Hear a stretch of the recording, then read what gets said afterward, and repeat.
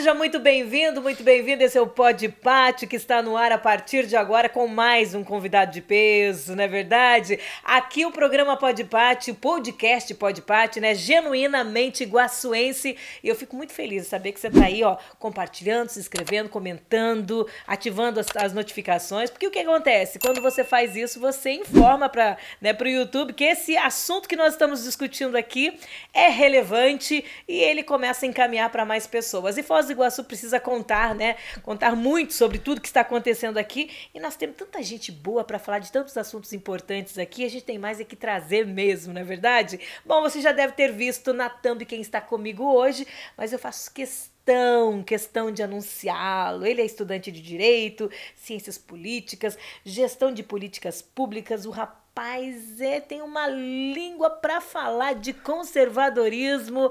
Seja muito bem-vindo, Mohamed Ortiz. É uma satisfação estar recebendo você aqui no Pod Pati. Muito obrigado. Eu nem consigo esconder a minha satisfação de fato de estar aqui.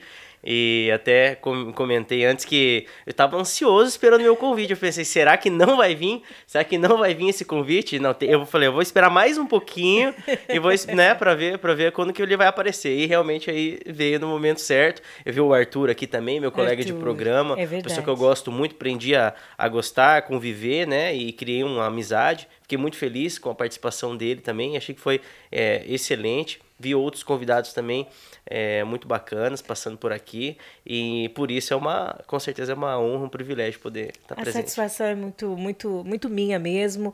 Nós já tivemos dividindo bancadas em alguns programas ali também do Entre Linhas. Já vamos de cara, né, perguntar sobre Entre Linhas, que já está com novidade aí no ar, né? A gente tá com esse programa. Hoje, inclusive, o Pod Pati está entrando às 8 porque vocês já acabaram de sair do ar, né? Essa edição que nós estamos gravando, vocês acabaram, quando for exibida, vocês já estarão saindo do ar, uma estreia praticamente. Exatamente, então a gente tá voltando, né, com a terceira temporada do Entre Linhas. Desde que a gente começou o projeto, a gente determinou que a gente faria nesse estilo de temporadas, né? E aí seriam indas e vindas, né? Pod Pati também passou por isso. Eu acho ótimo temporadas. Eu acho bom porque você tem um pequeno intervalo para mudar algumas coisas que são necessárias, você tem um pequeno intervalo para poder fazer ajustes, para repensar também, né? É importante. É uma coisa que a gente vai comentar, né? É um pensamento conservador. O pensamento conservador, ele não é estanque, ele não é paralisado.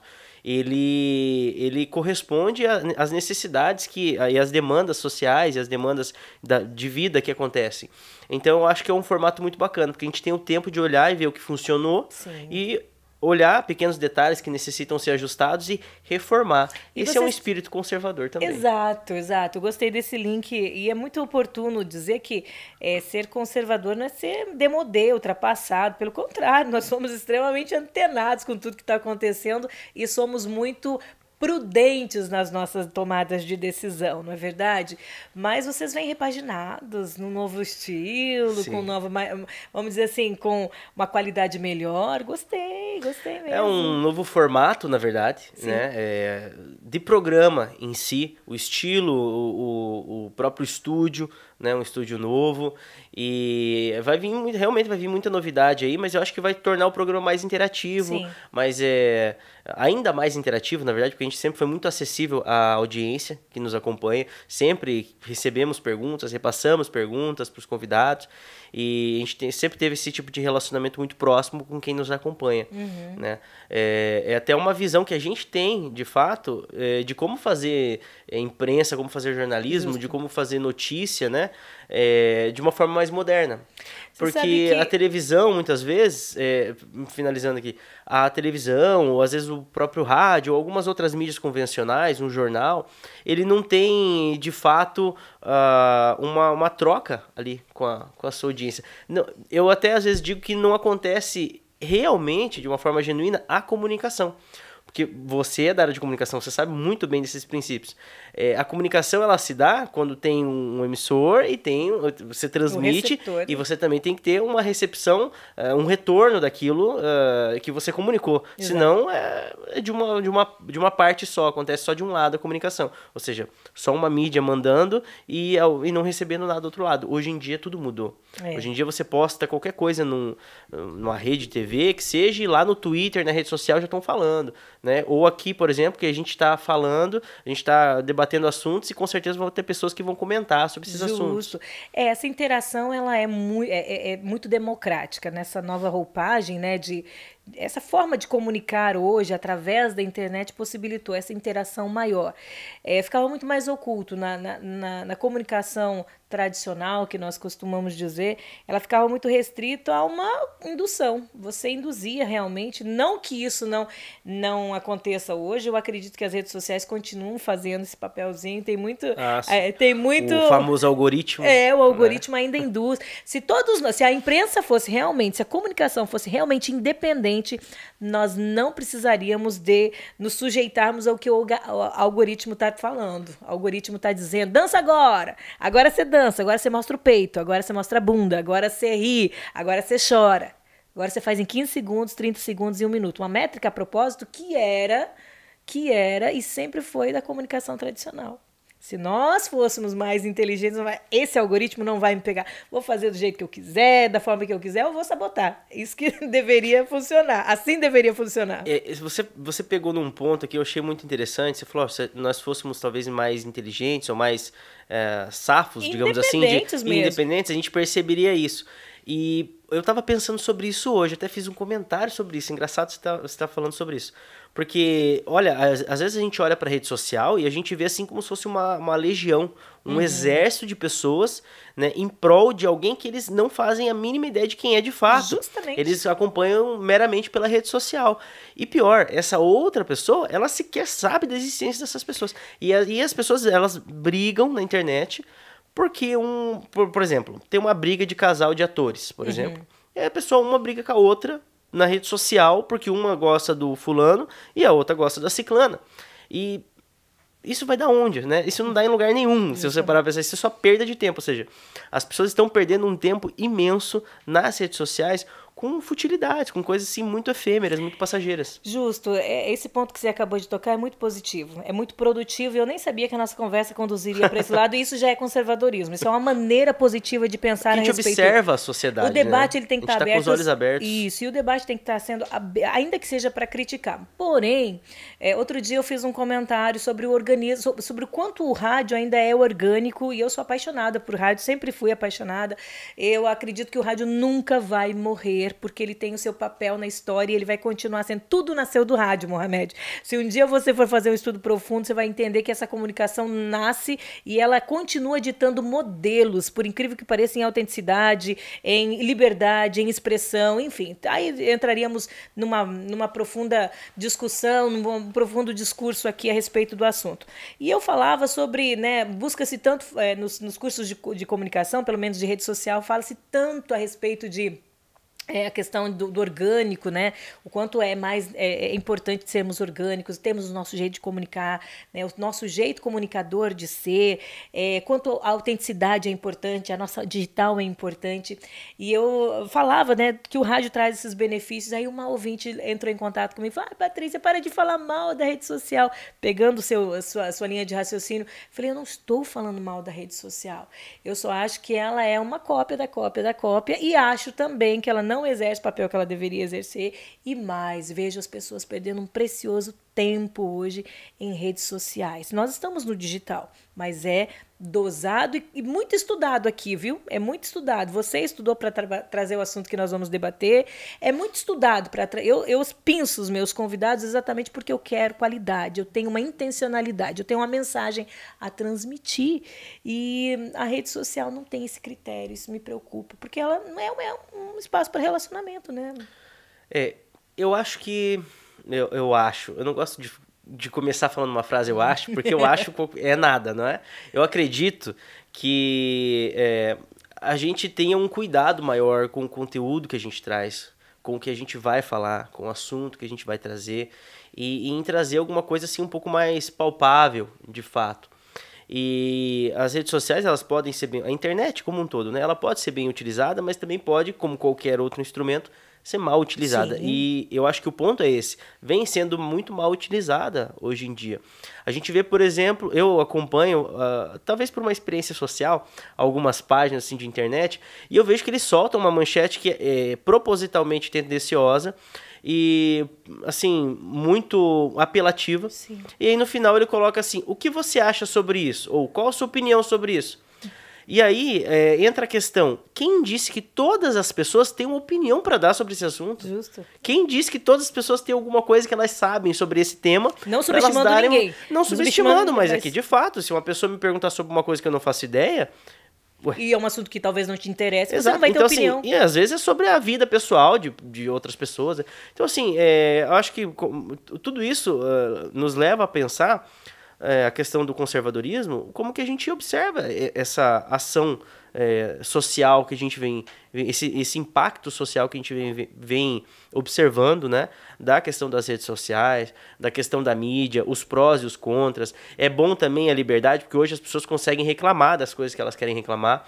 Elas podem ainda, não é, reclamar e falar mal e não gostar da atitude de uma autoridade, por exemplo, que é engraçado a gente não poder falar de alguma, sendo que a gente paga o salário delas, não é? Mas isso é um assunto que a gente pode debater depois. Pois é. Então, assim, são coisas que são prós, mas tem que ter uma responsabilidade. E eu acho que entra a visão também da questão conservadora nisso, o quanto a gente entende que a gente precisa ser responsável por aquilo que a gente faz. Eu vivo tocando nesse assunto, a autorresponsabilidade, porque depois é muito fácil terceirizar a culpa. A culpa é dele, a culpa é da Eva. A culpa é da Eva que me deu o fruto lá para eu comer. A culpa é do fulano, a culpa é do governo, a culpa é do Bolsonaro. Ou seja, é muito fácil. Quando você terceiriza, você tira a sua responsabilidade de cena e culpa quem você quiser. Fica muito mais fácil. E aí nós vamos trazendo uma sociedade flexível, relativista demais para o assunto, entendeu? Quando nós não assumimos as responsabilidades, nós não aprendemos com os nossos erros, nós não crescemos. A gente, né, pensando em Brasil, não é? Pensando na nossa tradição, na nossa cultura e tudo mais, percebe que a gente tem uma dependência do Estado assim imensa, absurda, né? A gente tem mudança de lei a todo momento e feita de qualquer jeito. Ou seja, a gente tem um estilo meio bagunçado de ser, né? O jeitinho brasileiro, aquela questão da malandragem, como muita gente fala, né? E assim, eu acho que a gente precisa observar que talvez algumas dessas tradições, elas não sejam boas, e elas precisam ser reformadas. Ou seja, a gente não é obrigado a ficar pegado com aquilo só porque um dia, assim, dessa forma foi. Não, a gente pode mudar, a gente pode modificar e observar essas coisas. Porque, por exemplo, essa dependência que a gente tem do Estado, né? As pessoas, elas acreditam muito. Tem um livro muito bacana, é um cara que eu até acompanho muitos conteúdos dele, e eu vi ele de ontem para hoje, justamente pensando no programa. Eu só que eu não consigo pronunciar o sobrenome dele. É o Bruno Garchagen, eu acho que é o sobrenome dele. Uhum. Ele é bem conhecido nas redes sociais, é um cara conservador, é um cientista político, tá terminando doutorado agora e bem popular, assim, né? Escreve para jornal também. E ele tem um livro que fala justamente sobre isso, né? De como o brasileiro, né? De como a gente não confia nos políticos, mas tem uma confiança absurda, né? E joga tudo para o Estado. Sendo que quem compõe esse Estado, que é um ente abstrato, é só uma norma, né? Essas instituições é o papel. Alguém escreveu no papel e a gente obedece aquela Constituição. Mas esse sim. Mas na prática? Na prática são pessoas. E é o político. Então é engraçado como a gente não confia nessas pessoas, mas a gente diz que confia na instituição que eles juntos congregam. E definem a sua vida. Então assim, é uma coisa que não faz muito sentido. Porque eu tô dizendo pra você que eu não confio em cada um daqueles indivíduos. Mas em todos eles juntos e colegiados, não, eu confio. Bem, é uma coisa que é meio paradoxal, assim, né? Se você for parar pra pensar, não faz sentido. E isso tem muito a ver com a autorresponsabilidade. Porque quando eu fujo desse debate, dessas discussões, dessa reflexão, aí sim eu começo a permitir esse paradoxo, esse pensamento paradoxo sem muita base, sem muita fundamentação. Eu acabo concebendo, fazendo concessões naquilo que eu mesmo afirmo não acreditar. Concorda comigo? Sim, você falou da questão da fundamentação, né? É bom que a gente vai conversando e vão sobrando os fios e a gente vai puxando, né? Podcast é isso. Exatamente. Essa questão da fundamentação. Isso fala muito também dessa questão da visão conservadora. Porque talvez, assim, não é uma ideologia, é um estilo de ver a vida, de levar a vida, na verdade, né?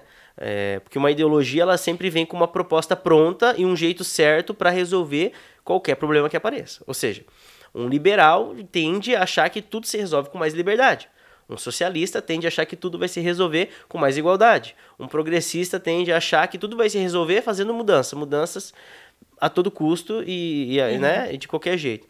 E, assim, o conservador, ele tem muito mais base prática, né, do que, eu arrisco dizer, do que qualquer outra visão filosófica e política que a gente possa observar. Porque tudo que baseia uma visão conservadora, um pensamento conservador, uma forma de ser e de fazer política conservadora, é tudo baseado na prática, porque é o teste do tempo. São coisas que aconteceram, testadas pelo tempo, e a gente consegue discernir o que é bom e o que não é bom, o que funciona, o que não funciona. Aquilo que você acabou de dizer, determinadas situações que aconteceram, que foram se descortinando ao longo da história, da nossa vida,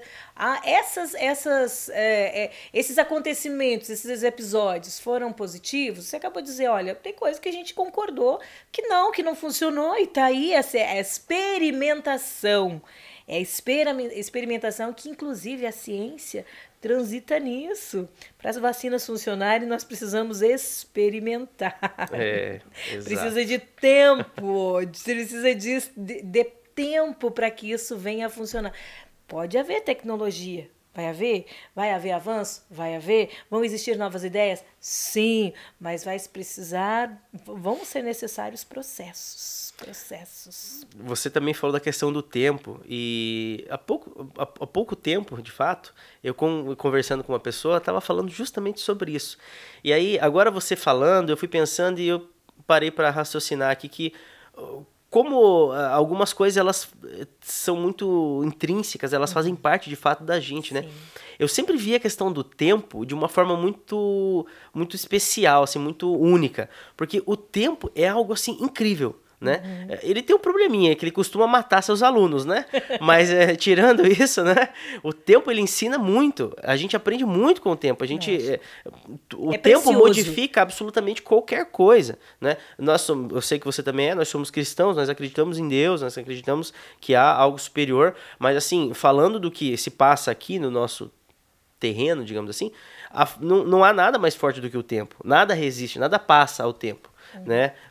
E o que fica, o que acaba se solidificando, ele tem que ter um apreço diferenciado. A gente precisa olhar de uma outra forma. O que resiste muito tempo, né? Eventualmente quase tudo vai mudando, né? Em algum momento, né? Vai se reformando e chega num determinado momento que aquilo foi tão reformado que praticamente já não tem mais a ver com aquilo do início, né? Mas, assim, é muito gradual. E a gente precisa ter esse respeito. A cultura passa por esse processo. O ser humano passa por esse processo. E essas mutações, essas transformações, essas mudanças, elas são até necessárias, porque aí que há diversidade, aí há o diferente. Veja, Mohamed, se nós formos olhar para a natureza, nós vamos encontrar inúmeras provas de que somos tão diferentes, não dá para ser comum. Nós não podemos ser comum, não existe a possibilidade de eu ser como você, apesar de pensarmos, veja uma árvore. Uma árvore, ela possui vários galhos, a mesma árvore dá várias cores em suas folhas, dá vários frutos diferentes, tanto em espessura quanto em tamanho. Ela vai deixar com que um fruto caia primeiro, o outro vai demorar um pouco mais. Um vai nascer antes, o outro vai nascer depois. Nós temos uma diferença entre... Mas a natureza consegue ser harmônica. Ela consegue trazer uma harmonia. Eu não estou aqui trabalhando em cima da diversidade. Eu estou trabalhando em cima de uma ideia que tudo comum, comunista, dá ruim, não funciona. Nós temos as diferenças, as peculiaridades e os desenvolvimentos, eles são peculiares de cada indivíduo, que precisam ser estudados, que precisam de processos, que precisam de etapas, precisam de respeito, mas que precisam também ser entendidos com suas individualidades. Você falou da questão, né, do comunismo, do socialismo, dessas visões utópicas, né? E a sorte que eles têm, e também talvez o pior defeito, né, é justamente que eles estão sempre baseados no futuro. Acho que a gente até em algum dia a gente conversou sobre isso tomando um café. E é engraçado porque tá sempre lá na frente.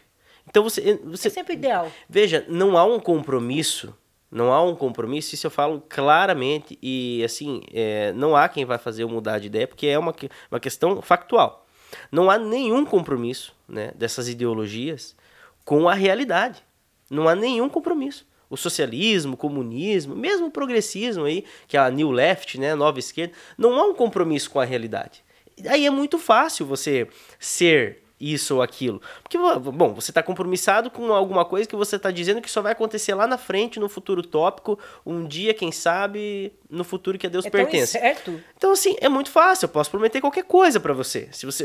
Veja, se a gente vai começar a debater nesse sentido, eu posso prometer absolutamente qualquer coisa para você. Porque eu tô dizendo que vai acontecer lá na frente, no futuro que eu não vou nem mais estar aqui. E eu não tenho compromisso muito nenhum simples. de que funcione, né? Exato, só que a gente vive na realidade. É aí a diferença do conservadorismo. E as pessoas precisam entender que o reacionário, né, é uma outra coisa. É alguém que quer voltar lá para trás. É aquela pessoa que fala, não, mas porque lá na minha época era tudo lindo, bonito, as pessoas andavam na rua meia-noite cantando, e os passarinhos vinham acompanhando junto, e era um mundo maravilhoso. Não, esse mundo nunca existiu, porque o mundo nunca foi assim. Da mesma forma, o revolucionário, que é né, as vertentes principalmente de esquerda ali, elas estão naquela, não, isso pode acontecer, só que vai ser lá no futuro. Lá no futuro tudo vai ser lindo, tudo vai ser bonito, vamos todos, né, como diria o tio Marx, né, nós vamos caçar pela manhã, vamos pescar à tarde, debater literatura à noite, ou seja, vai ser um mundo colorido. Só que esse mundo ele não existe. Entendeu? Tanto o reacionário que está vinculado ao passado quanto o revolucionário que está vinculado ao futuro, é muito fácil eles falarem, porque eles estão vinculados a uma realidade que não existe mais, ou que não existe ainda. Não é? A gente está com o pé no presente. Né? Eu até postei uma frase muito recentemente falando justamente sobre isso. A gente está com um olhar para o futuro, mas a gente tem os pés fincados no presente. E a gente quer construir uma coisa melhor, a gente quer construir uma sociedade melhor, onde precisa ser melhorado. Mas a gente continua respeitando tudo que nos trouxe até aqui. Porque nós estamos num ponto privilegiado da história. Sim. As pessoas gostam muito de reclamar, mas pega 100 anos atrás. A gente está em 2022, põe 100 anos atrás.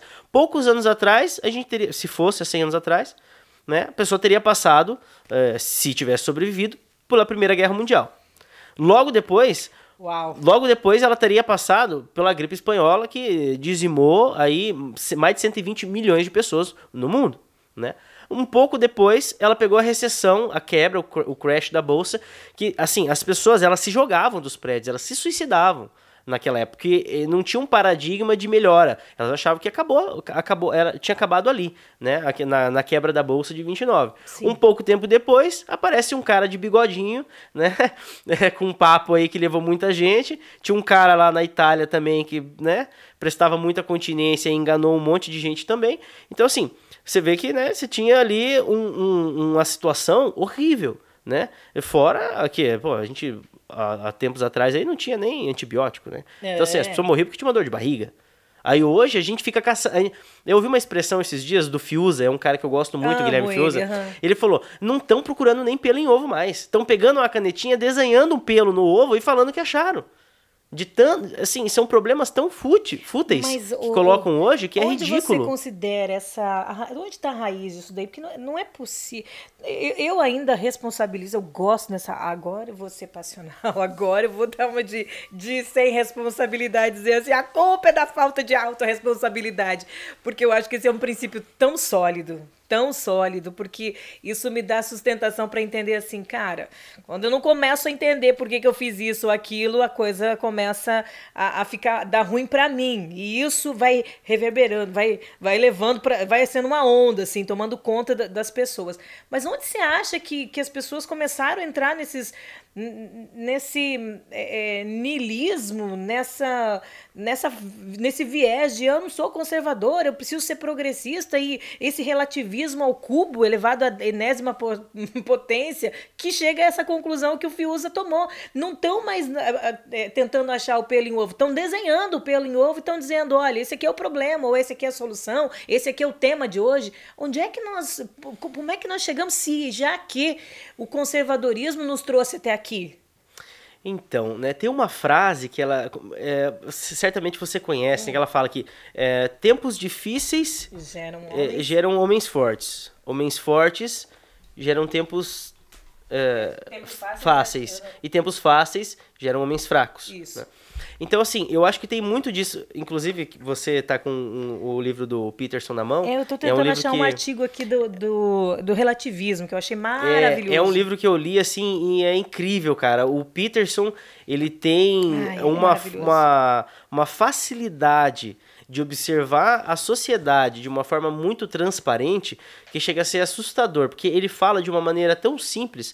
É legal que ele tem participado de muitos podcasts, de entrevistas. Muito bom, né? Ele fala de um jeito tão simples que, assim, você se sente assim, meu Deus, como eu não vi isso. Olha porque ele fala, assim, de uma forma assim, absoluta.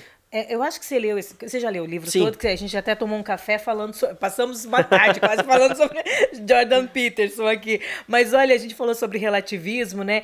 Em contraste a isso, que é o pelo em ovo que me deu um insight aqui agora, nossos relativistas modernos começaram por asseverar as fases de julgamento sobre o modo de viver, e é impossível, pois não há um bem real e uma virtude verdadeira. Ele diz que o mais próximo da virtude hoje é uma ofensa ser virtuoso, dentro do escopo e dentro do olhar dele, né? Que é uma ofensa. Se você for extremamente virtuoso, não, você não pode ser virtuoso, você precisa ser empático. Sim. Não é? É que a gente está nivelando por baixo. Você já reparou? Exato. É isso mesmo. E ele falou, mas o que acontece é que muitas pessoas não conseguem tolerar o vácuo, o caos, né, inerente à vida, mas o que ficou pior é que o relativismo moral, elas não conseguem viver uma bússola moral sem um ideal pelo qual guiar as suas vidas. Então é isso que eu às vezes começo a entender. Começo a relativizar, então eu não tem certo, não tem errado, não tem moral e não tem... E aí eu começo a entender que eu preciso entrar nesse vácuo para poder significar a minha vida, mas eu não sei suportar esse vácuo, então eu tenho que ser mimizinho. O certo é aquilo que eu quiser fazer. Exato. É muito fácil. Ó, voltando na pergunta que você fez antes, veja, se você pode delegar para alguém a responsabilidade, é muito fácil. Sim. Se você puder falar que certo é aquilo que você tiver vontade de fazer, é muito fácil. Então, assim, são facilidades. As pessoas começaram a se acostumar com certas facilidades e agora elas querem tudo muito simples. Eu vejo gente falando, é uma expressão que eu uso muito, mas assim, eu vejo gente falando que ela entende tudo, né? Ela entende tudo dos problemas sociais lá de dentro do condomínio de alto padrão dela, entendeu? Lá da sala da casa dela, assistindo televisão, enquanto a mãe dela ou a funcionária doméstica dele ou dela, leva para ela aquele copinho de Nescau já mexido com misto quente pronto. E aí ela senta na sala e ela começa a falar de como resolver os problemas do mundo. Então, assim, são pessoas que elas não passaram por nada. Elas não sabem absolutamente nada de problema. Elas vivem num conforto e num comodismo absoluto. O pai pega e sai de casa, leva para a faculdade, busca na porta da faculdade e traz de volta. E essa pessoa, ela é crente, ela tem certeza que ela sabe como solucionar os problemas da vida real das pessoas, sendo que ela nem sabe quais são os problemas da vida real dessas pessoas. Elas não fazem ideia. Vou te provocar agora de uma questão assim. E essa descrição que você acabou de trazer, ela é ótima pro PT. Ela é ótima. É o rico falando do que ele nunca viveu, que o pobre nunca viveu. E ele trabalha muito, o PT, a esquerda trabalha muito com a ideia de que é o pobre. O pobre, o problema é a classe média e ninguém nunca vai entender o pobre. Entendeu? Eu entendo... Só eles, né? Só eles vão entender. É só Só eles que sabem. vão entender. Exatamente. E é aí que nós entramos mais uma vez na questão da contradição. Porque é exatamente isso que você está dizendo. Alguém que nunca viveu a vida do outro, nos dois lados ali. Eu costumo ver. Talvez o pobre venha absorver aquela informação e falar assim, verdade. Ele viveu aquilo que eu vivi. Enquanto tem também aquilo que você acabou de dizer. Alguém que está utopicamente discutindo um assunto que ele nem nunca viu na vida, nem experimentou nunca na vida, e nem talvez venha a passar. O socialista de iPhone, né? É o socialismo. Inclusive, engraçado que o PT, né, é um partido dos trabalhadores, né? Você conseguiu pegar a minha... Sim, é um partido dos trabalhadores e gente que boa parte nunca trabalhou, né? Já começa por ali a contradição, não é? Você vê o Lula é um cara que nunca trabalhou. Ele é um cara que ele é inimigo do trabalho, como a gente fala hoje em dia, né? É igual o cara que você vê, chega aquele cara meio vestido estranho, você fala, é o inimigo da moda. O Lula, quando chega, você fala, esse é o inimigo do trabalho. Uhum. Ele não gosta desse negócio, não chegue perto dele. Então, assim, o cara, ele viveu a vida inteira sendo sustentado pela política, por partido, por sindicato. Então, assim, veja, porque ele recebe uma mesada do partido. Sim. Então, ele viveu a vida inteira às custas da política e às custas do contribuinte, né? E aí esse tipo de pessoa diz que vai solucionar o problema do trabalhador, o problema do pobre, sendo que ele nem sabe direito o que é esse problema. Você tá entendendo? Exatamente. Eu queria pegar o trecho ali, que a ideologia gera isso.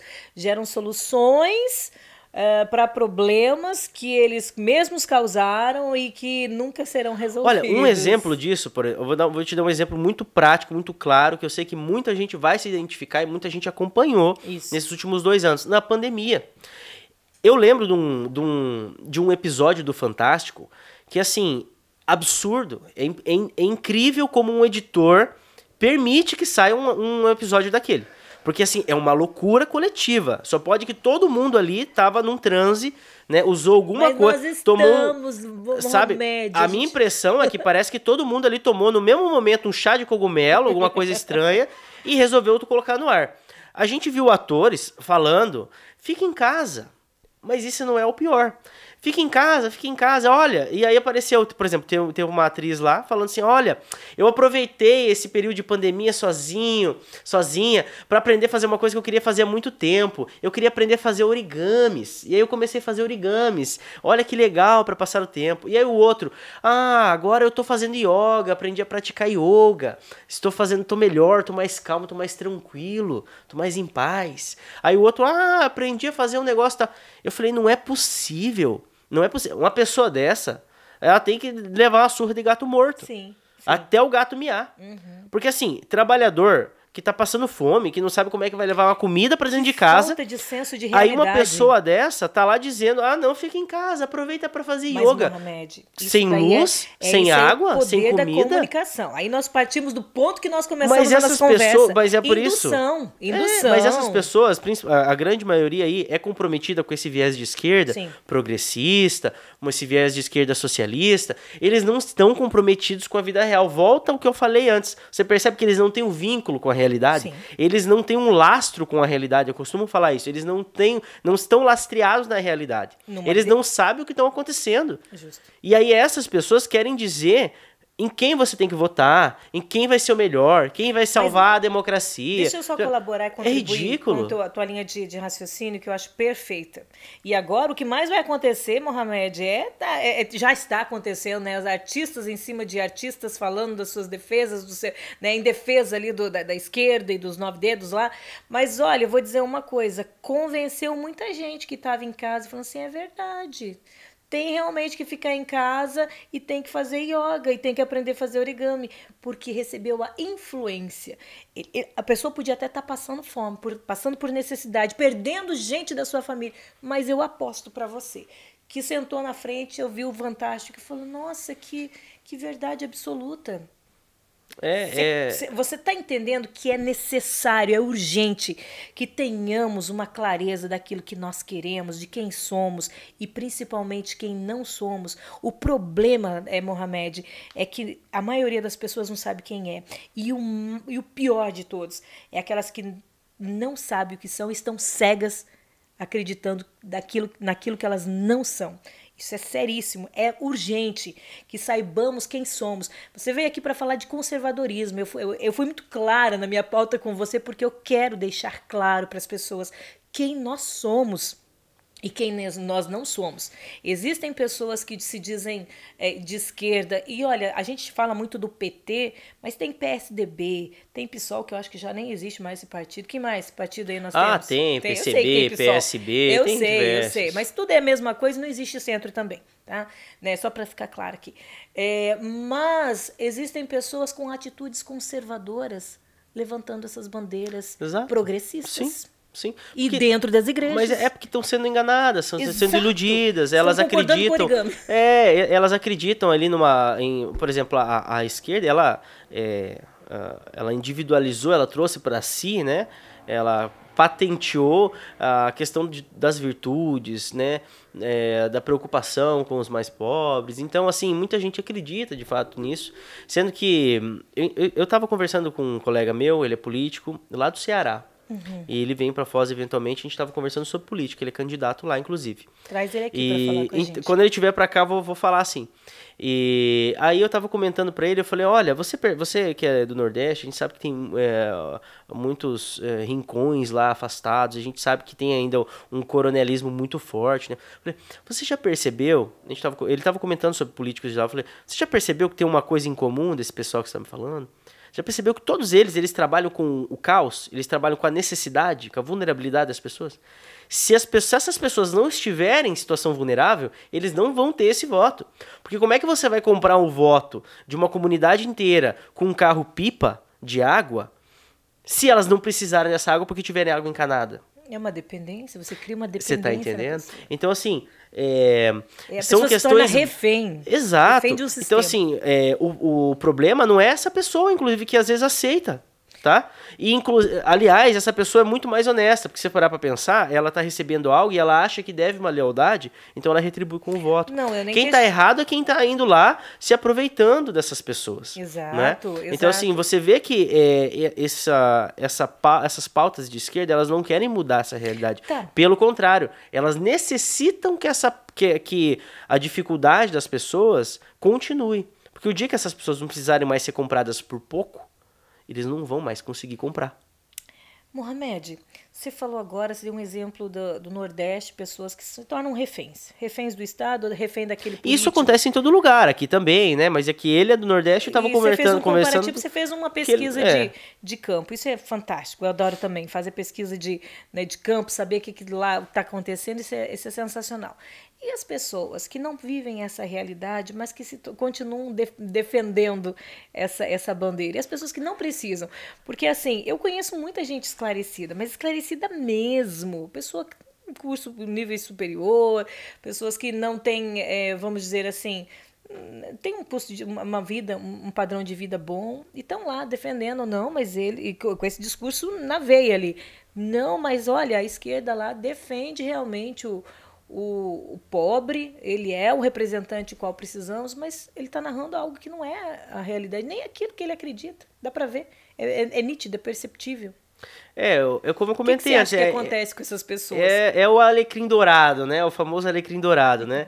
É aquela pessoa que ela acha que o mundo ele é com céu cor-de-rosa, com arco-íris passando no meio todos os dias, né? E eventualmente uns ursinhos carinhosos passando. É mais ou menos isso que essas pessoas parecem que pensam, né? Uma narrativa. Exato. Por isso que eu falo do quanto o pensamento conservador ele tem muito mais base, ele é muito mais sólido do que essas narrativas, essas ideologias todas. Porque a gente trabalha exclusivamente com o mundo real. A gente trabalha exclusivamente com o que é factual. A gente trabalha exclusivamente com o que é prático, com o que acontece na vida real. Né? Tem uma frase também do Russell Kirk que fala mais ou menos assim, né? Que as nossas fontes, nessas ideias sobre o conservadorismo, elas não vêm de livros teóricos, elas não vêm de gabinete, né? De filósofos de gabinete, né? Ela vem da prática, da vida real, do que acontece no dia a dia, do que a gente identifica que precisa ser mantido e do que a gente identifica que precisa ser reformado. Né? A gente tem um respeito tanto pelo que passou, quanto pelo que está, como pelo que vai vir. né? Tem uma frase do Edmund Burke, que é considerado ali como se fosse o pai do pensamento conservador, né? Veio lá da Inglaterra, né? O pensamento britânico.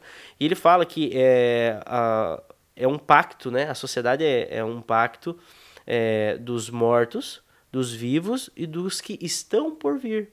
Então você vê, hoje em dia as pessoas, não, vamos fazer isso porque é preciso agora. Não, mas espera aí, preciso agora para você. Mas isso no contexto geral é necessário? Porque você tem que pensar que você tem uma obrigação e um respeito pelo que passou. Você está aqui porque alguém te trouxe até aqui, né? A gente está, né, sobre os ombros de gigantes, né? Se eu pude ver mais longe, né, é porque eu pude estar sobre o ombro de gigantes. Eu pude ter o conhecimento de outros que passaram. Eu pude estudar sobre o que eles pensaram. E eu pude chegar até aqui e vou passar algo, espero passar algo, para que alguém lá na frente também possa aprender. Claro. Então, assim, é um pacto coletivo que a gente tem. Só que esse pacto não é só com os que estão aqui. É com os que já foram e com os que também vão vir. Então, assim, por isso há um pensamento de equilíbrio em relação ao conservador. Só que a gente vê hoje na mídia tentando sempre algo como quando é negativo, ou colocando como se fosse reacionário, né? Algo ruim, antigo, extrema-direita, a gente fica ouvindo, extrema-direita, toda hora a gente fica ouvindo esse tipo de jargão, né? Sendo que, na verdade, o conservadorismo ele é pautado justamente pelo equilíbrio. Né? É uma visão até muito aristotélica, né? Porque Aristóteles falava que a virtude ela consiste no meio termo, na metade do caminho. Né? Você não pode nem ser muito orgulhoso, você não pode ser nem humilde demais. Você tem que estar no meio. Você não pode ser nem muito para cá, nem muito. Você tem que estar. Então, o pensamento conservador ele é um pensamento equilibrado. Exato. Um pensamento equilibrado, prudente. E aí, assim, até me alongando um pouquinho mais, mas eu acho interessante como quase tudo na nossa vida é pautado de forma conservadora. É pautado de forma prudente. Mesmo a pessoa que fala, eu acho que não, eu sou progressista, eu sou socialista, eu sou liberal. Mentira. Porque você não faz as coisas aleatórias na sua vida. Você tem viver, nem pra você nascer. Exato, você tem prudência para tudo que você faz. Você tem prudência para tudo que você faz. Você para no sinal vermelho porque você sabe que é uma prudência, você não passar porque pode sofrer um acidente. E porque você também tem uma confiança no pacto social que você vive, que o cara que vem atrás não vai na sua traseira. Agora, tenta não colocar um semáforo ali, tenta não colocar a lei, tenta não colocar delimites. Não, isso funciona para tudo. Isso funciona para tudo, Patrícia. Hoje você está aqui. A gente se propôs a ter essa conversa, gravar isso aqui. Do nada, você chegou aqui e falou assim, não, hoje eu vou testar fazer um negócio tudo diferente, do jeito que eu nunca fiz. Eu vou colocar o microfone lá não sei aonde, vou colocar outra câmera não sei aquilo. Não vai funcionar. Não é assim que funciona, você não faz isso pra nada. Né? Um músico, não, hoje eu vou tocar com as notas totalmente ao contrário. Não, por quê? Porque você é prudente, né? Você tem uma previsibilidade. Não é? Você faz aquilo porque você foi testado. Porque no show anterior você fez aquilo e deu certo e o público gostou. Então hoje você continua. Esse é o pensamento conservador. Isso serve para tudo. Você faz uma comida e você costuma usar um tipo de tempero. Não é que você nunca vai fazer algo diferente na tua cozinha, Patrícia. Mas você sabe o que funciona. Você sabe que seus filhos gostam de comer o que teu marido gosta. Quando você vai cozinhar, se for você que cozinha na sua casa. Eu, em casa, gosto de cozinhar. E eu adoro. Então, o que acontece? A gente tem uma previsibilidade. Não é que hoje, do nada, eu vou resolver colocar um copo de sal no arroz para fazer. Não. Aí você vai falar, nossa, que exemplo bobo. Não é um exemplo bobo. É porque a gente tá já é uma coisa tão adaptada no nosso dia a dia que a gente nem percebe, faz automático. Tá entendendo? Mas assim, tudo que a gente costuma fazer, a gente faz com previsibilidade. Você não toma um caminho diferente todo dia para vir trabalhar. Claro. E assim... Isso, você vê, pensa em tudo. Eu deixo um recado aqui para as pessoas que duvidam disso. Pensem em praticamente tudo que você faz na sua rotina. E veja se não tem uma previsibilidade. Veja se você não age com prudência. Veja se você não faz as coisas de uma forma segura. Observe se você não age dessa forma. Você eu posso dizer que quase com certeza você vai observar que tem que tudo isso está embutido no teu dia a dia. Então é por isso que eu te digo, isso faz parte de uma visão conservadora. Quando te dizem que a gente vive num pensamento antiquado e reacionário, é mentira. A gente trabalha com segurança, a gente trabalha com equilíbrio, a gente trabalha respeitando aquilo que a gente sabe que funciona. Então, eu gosto dessa defesa da cultura, porque é isso que você está trazendo aí. É uma defesa cultural e eu acho isso fantástico, porque até para você ser progressista, você precisou. Você não, né? Até que o progressismo passou por esse processo cultural. Aliás, foi esse entendimento que nos trouxe até aqui nessa visão progressista, porque eles entenderam o seguinte, que revolução é arma em punho, briga, e, enfim, guerra não funcionou. Esse colapso social, né? Social não deu certo. O que eles fizeram? Eles começaram a ocupar o quê? E processualmente, paulatinamente, estudadamente, com previsão e agenda, começou-se uma modelagem sistêmica nas faculdades, nas escolas, no meio artístico, transmitindo essa ideia liberal, progressista, sem previsibilidade. Vamos lá, vamos na louca, vamos crescer, vamos liberar geral, vamos falar meninas mesmo, porque tá tudo certo, vamos enfiar um feminismo goela abaixo, porque é isso que nós queremos, vamos destruir a família, nada de constituir aí, olha, você é dona do seu corpo e o seu corpo tem suas regras e defenda isso com unhas e dentes. E isso não começou da noite pro dia, meu querido. Foi a modelagem conservadora que nos trouxe, inclusive, que os trouxe até onde está a situação hoje, que eu considero um colapso também. É porque essas visões, esses dias, bom, eu vivo falando sobre o assunto, né? Então sempre esses dias eu falei sobre alguma coisa, não é? Até parece que fica redundante falar isso. Mas é que a gente assim, fala sobre isso, é o que nós estamos sendo atacados. Sim. E é isso que tem pego as pessoas, é isso que as pessoas não estão muitas vezes entendendo. É que eles precisam da ruptura. Ó, veja, o que é o pensamento conservador? Voltando a frisar. A gente trabalha pela não ruptura social. A gente não quer revolução. A gente trabalha para que as coisas não se destruam, né, de qualquer forma, assim. Simplesmente porque a gente acha que a gente sabe como fazer melhor. Não, eu sei como resolver o problema do mundo. Então vamos romper aqui com a tradição, vamos romper com os costumes, vamos romper com tudo. Não, a gente trabalha de uma forma a apaziguar as coisas. Entendeu? Esse é o pensamento. Pelo menos essa é a raiz do pensamento conservador. Se todo mundo pratica assim ou não, aí é uma outra questão. Mas a raiz está nisso. A gente trabalha para apaziguar, para esfriar a temperatura, né? Para reformar o que precisa ser reformado e para não haver essa ruptura.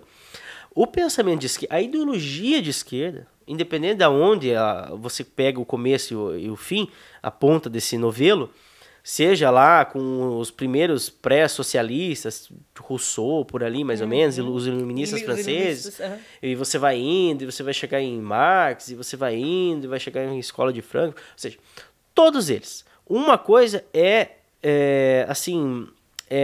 uníssona entre eles. Você vai ver que, de alguma forma ou de outra, tem na teoria. Precisa da ruptura social. Se vai demorar mais, por exemplo, você tem um socialismo fabiano, né? Que inclusive uma das logos deles, dos mascotes, né? É a tartaruga, ou seja, vai gradativamente, devagarinho, você vai convencendo todo mundo. Mas independente, todos eles visam uma ruptura social. Por quê? Porque só tendo essa ruptura para passar para o estágio que eles acreditam que a gente tem que chegar. Sim. Você tá entendendo? Sim, é isso mesmo. Então, assim, é uma coisa interessante, porque você vê, por exemplo, hoje tem uma carta à democracia rodando aí, que foi lida na USP, diversas pessoas de esquerda assinaram. Isso é uma campanha, como diz o Augusto Nunes, é um cara que eu acho fenomenal, sigo ele, assisto e gosto muito do que ele fala. Isso aí é uma campanha pro PT, é uma campanha pro Lula, né? Claro. Vamos colocar aqui os pingos nos is aqui, né? Exatamente. É uma campanha... Aliás, assistam. É uma campanha pro Lula, né? Mas assim, é engraçado porque por exemplo, a gente viu lá cartazes de pessoas que são abertamente ali favoráveis a sistemas comunistas, socialistas, radicais, né? E aí essas pessoas falando em democracia, é muito doido, porque essas pessoas, não serve democracia para elas não acreditam nisso, é mentira. Sim. É mentira. Eles falam em preservar as nossas instituições e o nosso sistema. tudo que o pensamento de esquerda bate é justamente em dizer que o Estado, do jeito que é, as instituições do jeito que são, elas são opressoras. Foi isso que o Marx falou. Foi isso. Ele falava que lá na superestrutura tinha as instituições, tinha o direito, tinha o Estado, e ele era opressor, ele tinha que ser destruído para ser construída uma coisa nova. Então, como que essas pessoas que dizem que acreditam, né, nessas teorias de esquerda estão agora dizendo que defendem a democracia, se a base da ideologia que eles acreditam justamente diz que todas essas instituições, com o perdão da palavra, são um bando de lixo. Exato. É um paradoxo. Só que as pessoas, elas não, a grande massa, não sabe disso, não estuda sobre isso, não tem tempo às vezes para saber sobre isso, e é enganada. É enganada por essas pessoas. Mas Socialismo e liberdade, igual o PSOL. Partido Socialismo e Liberdade. Você vê o Boulos falando em democracia, por exemplo. É ridículo, porque esse cara não acredita nisso. Ou ele não acredita no partido, na ideologia que ele diz. Ou ele acredita na democracia, ou ele acredita nesse socialismo que ele prega. As duas coisas não dá, não combinam. Não tem lógica, não faz sentido. Você acha que... Que horas a gente se perdeu nisso daí? Porque veja o México...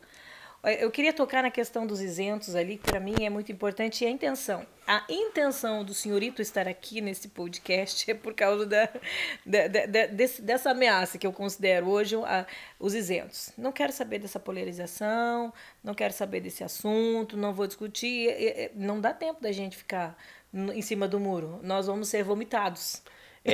Isso que vai acontecer. Exatamente. Você entendeu a parada? Exatamente, né? Ou seja quente ou seja frio. Morno, não. Não dá. O que acontece é que o muro, ele sempre tem dono, né? Juridicamente falando e na vida real também. Sempre tem dono. O muro sempre tem dono. Então, assim, tem gente que fala, não, eu vou ficar aqui em cima do muro. Veja, isso não adianta pra nada.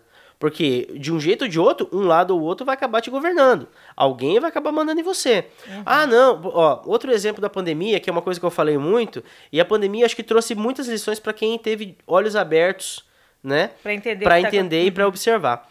As pessoas tinham o costume de falar, eu vou falar um negócio que todo mundo, eu acho que todo brasileiro já ouviu alguém falar, ou então falou isso. Falou assim, eu não tô nem aí pra política, porque eu tenho que acordar amanhã cedo e trabalhar igual e ganhar o meu dinheiro. Alguma versão dessa frase, eu tenho absoluta certeza que você já ouviu, em algum momento. Se é que você não falou essa frase. Aí eu te digo, Patrícia, não é bem assim. Porque chega o Estado, né, através da caneta, por exemplo, de um prefeito, e ele fala, sabe o que pra você, Patrícia? Tu mora em qual bairro? Ah, no bairro tal. Amanhã você não sai não, Patrícia. Não, mas eu tenho que sair. Eu preciso trabalhar, preciso viver, eu tenho coisa pra fazer. Não, você não vai. Por quê? Porque eu assinei aqui. Você não sai. Olha. Simples assim. Então, assim, isso é uma falácia. Ah, não, porque eu tenho que cuidar da minha vida, que eu tenho que correr atrás do meu trabalho. Se o Estado vir falar pra você que você não vai sair trabalhar, ou que aquele trabalho que você faz não é essencial e você não pode ir, ele vai falar. E hoje a gente sabe que ele vai ter poder pra impedir você de sair de casa. Então, assim, é uma mentira isso. Achar que você vai cuidar da sua vida e que você pode viver alheio à questão política. Não que tudo seja política. Não é bem assim. Mas você não consegue viver alheio. É impossível. Não tem como. Você anda numa rua, num asfalto que foi feito pelo poder público, cobrado imposto. Você tem um carro, você paga IPVA, você paga imposto. Você vai comprar alguma coisa no mercado, você também paga. Você está mantendo essa máquina. Você está financiando esse Estado imenso. Que o Estado brasileiro é um obeso, né? De 300 quilos, não é? Então, assim, é o segundo parlamento mais caro do mundo, não é? Então, assim, você está financiando tudo isso, cara. Você está ralando 5 meses do ano para pagar tudo isso. E você vai dizer que não afeta a sua vida. Mas como que não afeta a sua vida? E aí tem outros que falam assim, todo mundo é igual, Patrícia. Todos são iguais. Olha, eu confesso que como conservador, eu sou muito cético, então eu não acredito na perfeição de ninguém. Mas não é todo mundo igual. E nem todo mundo é desonesto. Porque senão, se você acha que todo mundo é igual, então a sua mãe é igual, o seu pai é igual, o seu filho é igual, o seu marido é igual. Então ninguém presta. Então se ninguém presta, meu amigo, pega e vai viver no meio de uma floresta. É que nem eu. Porque se não presta teu marido, não presta tua esposa, não presta tua mãe, não presta teu pai, não presta tua família, não presta seu filho, teu patrão não presta. Ninguém vai prestar, então. Tem que tomar cuidado. Então não tem essa de todo mundo não presta, todo mundo é igual. Não. Existem boas pessoas. Ou todo homem estuprador, você já ouviu esse texto? Então, assim, o que acontece é a gente escolher mal. E eu falo no plural, todos nós. A gente escolhe mal. todo mundo já fez uma escolha ruim, já votou em alguém que não era bom o suficiente. Enfim, a gente está escolhendo mal. Então a gente tem que mudar o processo disso, tem que mudar a forma de escolher, tem que mudar o pensamento. Tem que ir para as ruas. Dallagnol esteve aqui falando assim, olha, Lava Jato Entrevistei acabou. ele, um cara excelente, gostei muito. Não é? A Lava Jato acabou que o povo saiu das ruas. E nós temos que estar nas ruas. Vem aí 7 de setembro, meu querido. E aí? Arregaçamos as mangas e vamos correr atrás daquilo que tem pra gente fazer. Nós precisamos fazer isso. Você imagina, né? Falando do Dallagnol, bem rapidinho, o cara, ele tá sendo processado e vai ter que pagar ali uma indenização, querem que ele pague uma indenização, sendo que a gente tá vendo que do outro lado tem Renan Calheiros, tem Omar Aziz, uns caras desses passando ileso. Entendeu? O Renan Calheiros é quase um recordista, medalhista olímpico de processo. O Omar Aziz escapou de um processo de ser investigado por pedofilia, né? Por muito pouco. Tem gente colocando esse cara como quase um semideus, que ele era o presidente da CPI da Covid, do circo, né? CPI do circo. E eu nem gosto, eu fui criticada. Não chame de circo, porque o circo... Realmente, gente, mas nós vamos encontrar um outro tipo, um hospício, então seria? Não sei. A CPI do hospício, então. Porque, pelo amor de Deus, aquilo é uma demência. Se cobrir, vira circo. Se murar, vira hospício, né? Meu Deus do céu. Então, assim, são figuras que a gente precisa urgentemente trocar. Tá? Tem o Randolph, que, né, como a Janaína Pascoal chama, a randolfização da política. Ou seja, perde no parlamento, corre no STF. Perde no parlamento, corre no STF. Cara, isso é ruim pra política. Tá muito sério. E isso não é uma atitude nada conservadora. Pelo contrário, é uma atitude totalmente de esquerda progressista. Por quê? Porque vamos mudar de qualquer jeito. Autoritarismo no empurro, total. no soco, na força. Não interessa o sistema. Não interessa que o legislativo é o do jeito tal. Que a lei para passar tem que ser assim. Eu não quero saber das instituições. É esse pessoal que diz que preza pelas instituições, né? Mas não respeita, porque se ele perde a discussão no parlamento, então que na próxima discussão ele melhora o argumento. Exato. Mas ele não aceita, corre pro juiz. Então, assim, mas olha como é que a coisa tá tão desenfreada, tá tão absurda. Hoje eu recebi a agenda, meu filho estuda na escola municipal aqui em Foz do Iguaçu. Hoje ele recebeu a agenda, olha, pasmem. Ele recebeu na agenda que no dia 7 de setembro as crianças eram convidadas a participar do desfile de 7 de setembro. Ok. Este ano vamos homenagear a Copa do Mundo. E então todos os países participantes da Copa do Mundo. O 5º ano da escola tal vai homenagear Cuba. Cuba vai participar da Copa desse ano, rapaz? Minha pergunta é essa. Mas quem vai participar da Copa pra jogar pela Cuba? Porque o pessoal de lá pega qualquer garrafa PET e se joga no mar. Você tá doido, secretário da Educação? Gente, vamos pensar um pouco. Você tá vendo a indução? Você tá vendo a manipulação? E aí você vem me dizer... de duas uma, inclusive, né? Ou isso demonstra uma absurda ignorância, né? Ou isso demonstra, assim, uma absurda ignorância, uma absurda burrice em relação a um evento, né, que é a Copa do Mundo, que você está se propondo a fazer um trabalho relacionado a ele, ou seja, a pessoa nem foi lá ver os países que estão lá, ou é claramente uma militância descarada. Então, assim, ou é muito militante, ou é muito burro quem propor isso, com todo o respeito, mas assim, se você tem informação disponível, não procura e fala algo que está errado, isso se chama ignorância, ou vulgarmente burrice. Aí meu filho de 9 anos volta. Mãe, eles estão querendo... Meu filho tem 9 anos. Mãe, eles estão querendo que eu use a camiseta de Cuba, da seleção cubana. Como assim? A criança veio claramente assim, desconcertada, porque... Isso não faz o menor sentido. Então você percebe que há, sim, uma preocupação nossa para que a palavra conservadora seja melhor entendida, seja melhor absorvida, seja discutida e as pessoas comecem a se abrir, não com reserva, comecem a observar esse tema, não com reservas, não com, olha, eles estão querendo, eles também são extremistas, você é um extremista. Você fica ali tentando me colocar nessa condição de conservadora e eu não sou nada disso. Por quê? Porque desconhece aquilo que nós sofremos quando o conhecimento não chega até nós e ficamos nos restringindo sabe, resignados à condição do Estado, à condição, não, eu não posso empreender porque vamos lutar, gente, vamos lutar, eu não vou poder, porque a liberdade para mim acontece quando eu sou dona do meu nariz, quando eu consigo empreender, quando eu não dependo do Estado, e a função do Estado não é ficar fazendo assistencialismo, eu não posso me condicionar a essa situação de resignação, eu preciso conquistar minha liberdade. E aí você tem um presidente que está abrindo empresa, está facilitando para a abertura de empresas, você tem um presidente que está trazendo uma economia que realmente dá inveja no mundo inteiro, e o povo ainda cruza os braços falando assim que não quer polarização. Como eu comentei já, volto a repetir, sempre baseado lá no futuro, numa coisa utópica, né, num sonho colorido. E a gente precisa, não só precisa, como é o que acontece no dia a dia. Você pode ter seus sonhos, e é ótimo, e a gente tem que buscar cada um deles. Mas você vive no presente, na realidade. Na realidade, você vive na realidade. Não adianta você dizer que você vai imaginar que é uma coisa tal e você vai virar aquela coisa tal. As coisas não funcionam assim. Então, assim, a gente tem que trabalhar com o possível, com o que é plausível, com o que está ao nosso alcance de ser feito, de forma gradual, testando.